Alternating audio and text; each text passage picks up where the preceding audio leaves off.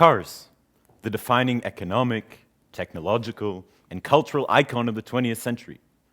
In just over 100 years, the car has come to define and epitomize the modern and industrialized way of life. Our cities, our neighborhoods, our community, and our world have absolutely heeded to the automobile, trapped in the allure of speed, affordability, and freedom that it promises. Numerous improvements in sustainability and in efficiency, in access, have all been attributed to the automobile. But the reality is unfortunately slightly different, because the romantic allures of the automobile as cruising country roads with music on and the windows down is simply not the reality for most people. The reality is more like these pictures: stuck in traffic, stuck in smog, and we all know this, when we're trying to get to an important event or a meeting with friends and the traffic jams just get us every time. So the reality is a little different, but there is hope. The tides are turning. The tides are truly turning. Electric cars, for example, their maximum range has increased drastically in recent years. Oh, sorry for the graph. Has increased drastically in recent years. And we've seen charging stations appear across our cities, across the world. Open up any news source or social network or science and technology journal, and it's tough not to stumble upon one of these terms: electric cars, self-driving vehicles, ride-sharing, optimized public transport, the list goes on. But the idea is there. There is a revolution happening in transportation, and technology is driving it. Sorry, no pun intended. We can also see with regards to self-driving cars. Self-driving cars, were once just a thing of science fiction, but they're a reality. Self-driving cars developed by Waymo, a subsidiary of Google, require human intervention only once every 8,253 kilometers, an astoundingly high figure, higher than the amount of time between we usually have to take our car in for repair, which is pretty incredible.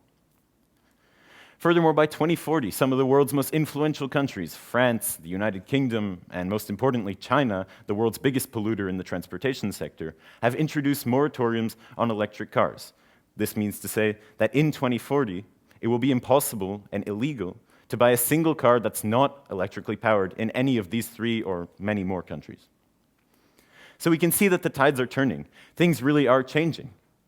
But let's slow down a little bit, because, we can't go this fast. We can't jump to these conclusions. We can't say that it's a good thing that all these technologies are coming in, and we can't say that the automobile in itself is declining without stepping back a little bit. You might be asking, who am I to answer this question? After all, I don't even have my driver's license. I have no formal experience in urban planning, in artificial intelligence, in transportation consultancy. I've never worked at a tech company. I've never been a city official. I haven't even driven a car myself. But I have one thing going for me, one thing that I believe is invaluable in approaching the issue of transportation in the future with an objective perspective, and that is that I have grown up in a generation and in a time where the car no longer has the romantic allure that it once did.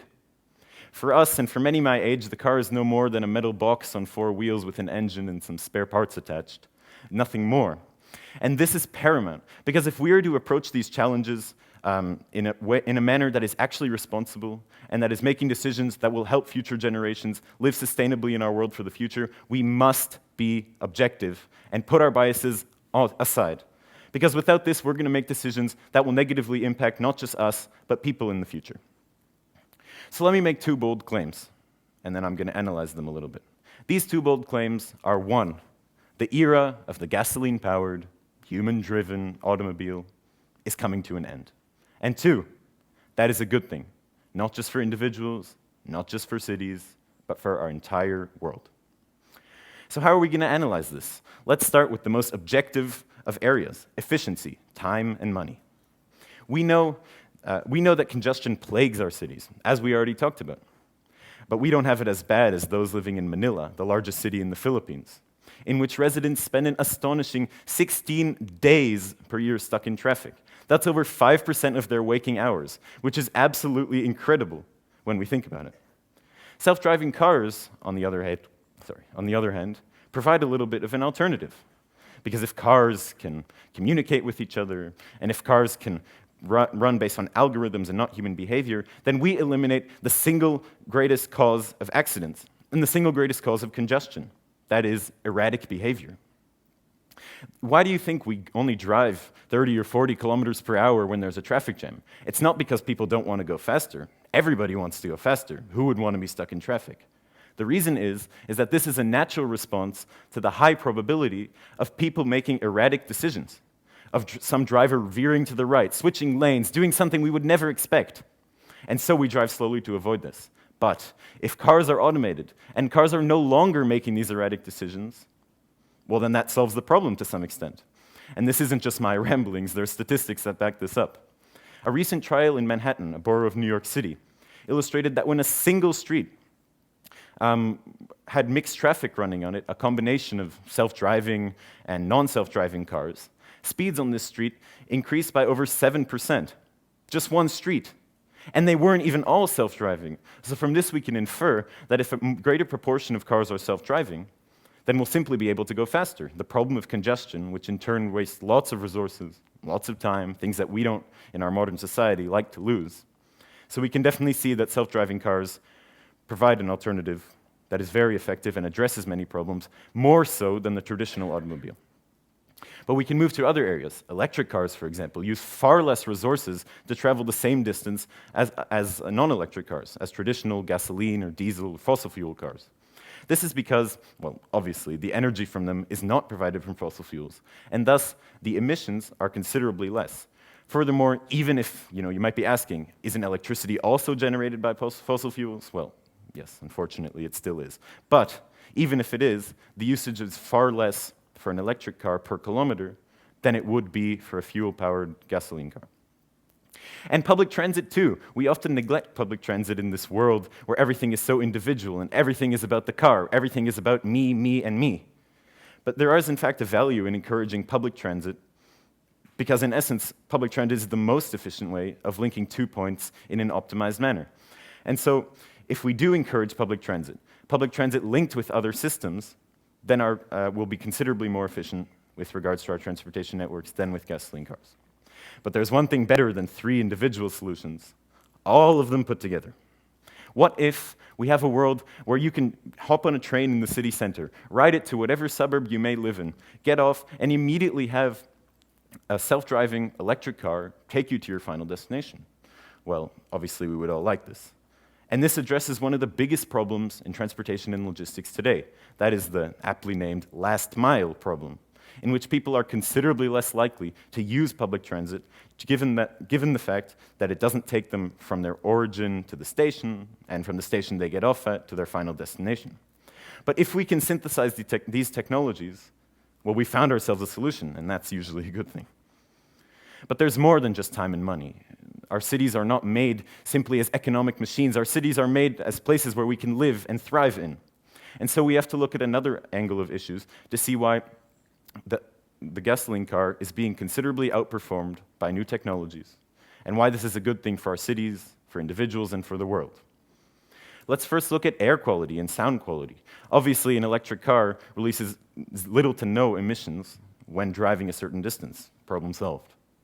Furthermore, with regards to sound, well, electric cars also don't make any sounds, although we'll return to that later and why that's maybe a little bit of a problem. But we can definitely see that with regards to air and sound quality, the electric car simply does better than the gasoline car. There's no way of sugarcoating it. But there's more.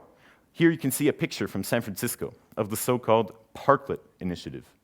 Essentially what this is quite simple.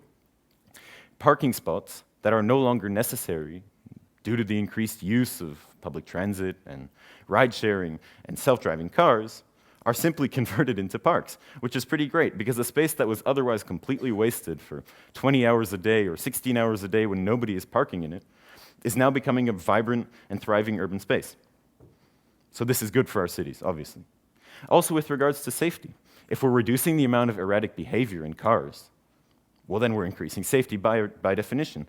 The reason we make these decisions is to be more safe. But if no erratic actions are being taken at all, well then obviously we'll be more safe. But alas, we must also talk about the environment. Possibly our world's greatest challenge today. We've all heard the apocalyptic stories and tales of global warming, of rising emissions, of rising sea levels. What can we do? Well, we can stop using our cars. This is why. First of all, self-driving cars use optimized routing systems. What this means, sorry, it's a little bit of jargon, but what it actually means is that because these cars are technologically connected and because they're adaptive, if a certain road is busy or congested or has construction going on in it, a self-driving car will simply divert itself from there. Done. And so by doing this, we're reducing the amount of time people are spending in traffic, and thereby reducing the distance traveled. Therefore, there will be less emissions released, which we always like. Furthermore, electric cars release considerably less fossil fuels, as I already discussed, and public transit leads to higher efficiency. If people are all riding in one vehicle, then it's obviously more efficient than if everybody is riding in their own private vehicle to their own private destination. And so in conclusion, we can see that this is simply more sustainable. But let's step back a little. I've made a few assumptions and things that we have to clear up. Unfortunately, as a result of urban planning of recent decades since World War II, the suburb, urban sprawl in essence, has been really encouraged in terms of urban development and planning. And what this leads to is to communities which are essentially inaccessible by public transit. You can't build a metro station in the center of this picture and make it accessible, because it's not addressing the last mile problem that I already clarified for you guys earlier.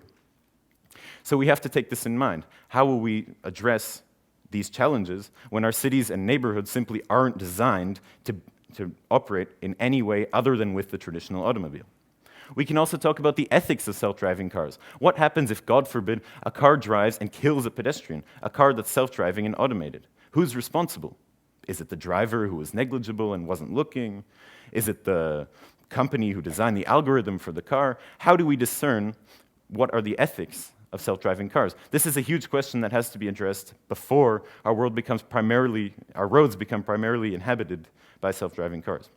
And furthermore, energy. Electric cars run on electricity, but electricity isn't always as green as we make it out to be, because for the vast majority of cases, in most countries, electricity is almost solely produced through fossil fuels. And so the emissions reduction, while subtle, is certainly not as great as it can be. But we can look at the big picture. We started out talking about being objective, and with two key questions. First, is the traditional automobile dying? And second, is that a good thing? And we've seen that in terms of efficiency, in terms of quality of life, and in terms of the environment, there simply exist technologies that perform most, if not all, of the tasks that we pride our traditional cars for better. And so from any point of view, whether that be economic, whether that be social, whether that be environmental, we can clearly see that there simply exist better alternatives. Furthermore, we've seen that these three categories illustrate that, unfortunately, the car, which has defined so much of our discourse over the last years, it's hard to imagine a world without traditional cars. But we can see that with regards to efficiency, quality of life, and most importantly, the environment, the car is simply a thing of the past. There's no other way to spin it. And so, with that in mind, let me conclude by saying that the car is dead. Long live the city. Thank you.